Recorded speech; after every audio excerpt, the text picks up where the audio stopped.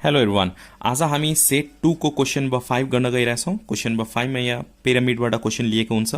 The total surface area of a square base pyramid is 360 centimetre square. Okay, TSA is given. Total surface area चाहिँ दिएको छ and length of the side is 10 centimetre. Length of side पनि 10 centimetre दिएको छ। Number A मा क्वेसनले के भनेको छ, write the formula for finding the lateral surface area of square base pyramid. Diagram बनाउन जरुरी छैन।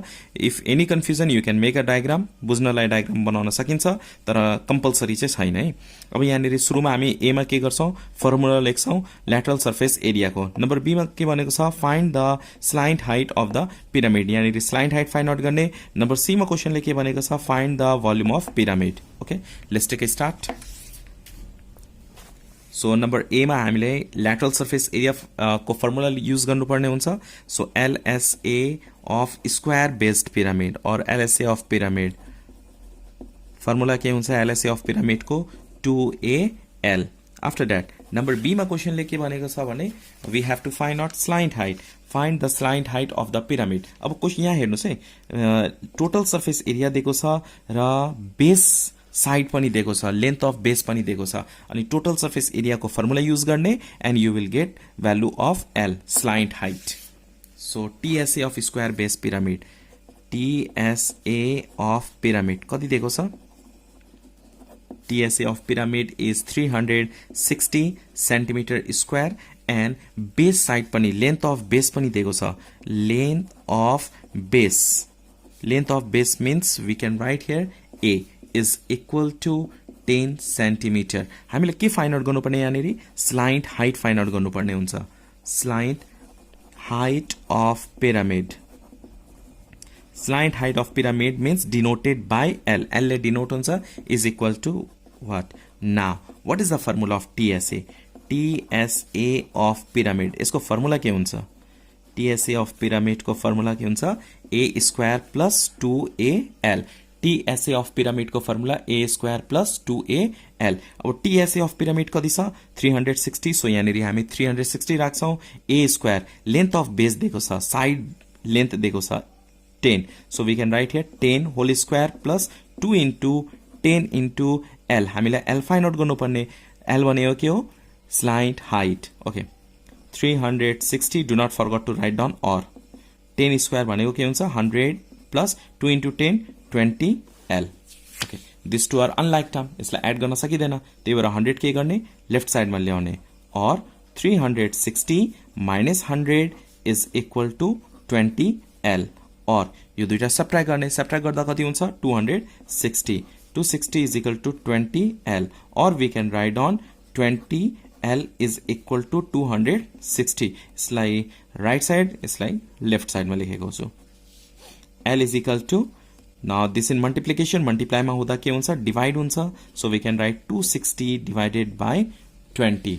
Therefore what is the value of L? सब डिवाइड गर्दाखेरि कति हुन्छ, 13 centimetre. Therefore we can write down here slant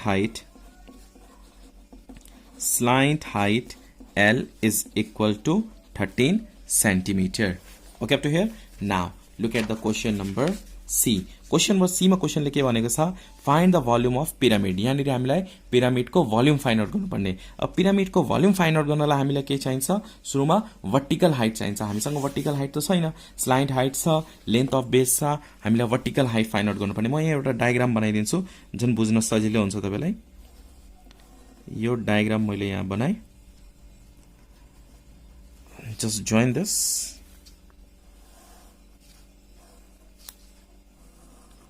okay,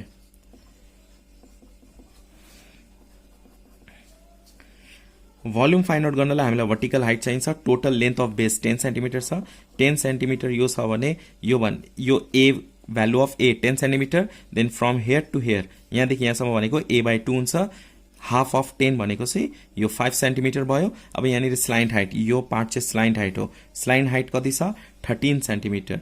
यो 13 centimetre. अब हामीलाई वर्टिकल हाइट चाहियो भनेको यहाँ OAB लेख्दिउँ। हामीलाई के चाहिएको छ, OA चाहिएको छ, वर्टिकल हाइट चाहिएको छ। अब वर्टिकल हाइट को फर्मुला के हुन्छ, slant height minus A/2 whole square, OB square minus AB whole square.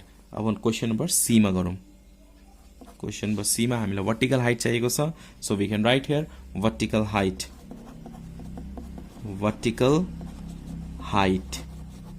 h is equal to root under slant height यो स्लाइन्ट हाइट भनेको OB slant height minus a by 2 भनेको ab so we can write here l square minus a by 2 whole square okay l square slant height कति छ यहाँनिर 13 so we can write 13 whole square minus a को भ्यालु कति छ 5 length of base कति थियो 10 यो टोटल 10 छ भने यो कति हुन्छ 5 डाइरेक्टली यहाँ 5 लेख्दा पनि भयो नभए हामीले 10 by 2 लेख्दा पनि हुन्छ 10 by 2 होल स्क्वायर अब 13 को स्क्वायर कति हुन्छ 169 माइनस 10 by 2 यो दुईटा डिवाइड गर्दा 5 हुन्छ 5 को स्क्वायर भनेपछि 25 रूट अन्डर यो दुईटा सबट्र्याक्ट गर्ने 144 इज इक्वल टू 12 सेन्टिमिटर आयो अब वर्टिकल हाइट कति आएको छ 12 centimetre now we can find out easily volume of square base pyramid so volume of square based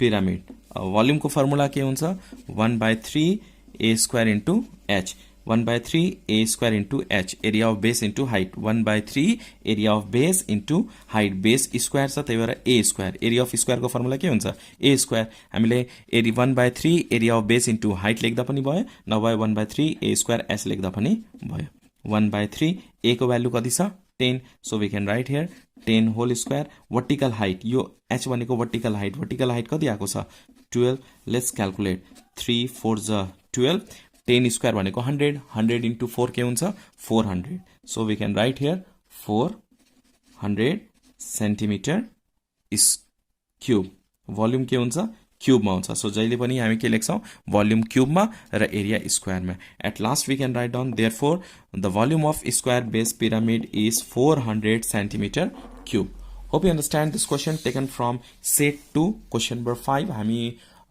class 10 मेन्सुरेसनबाट क्वेसनहरु गर्दैछौं र नेक्स्ट भिडियोमा सेट 3 सेट 4 कन्टिन्यू आउँदै जान्छ भिडियो मन पर्यो भने प्लिज लाइक गर्नु होला न्यू हुनुहुन्छ भने please subscribe and please share with your friends thanks for watching till last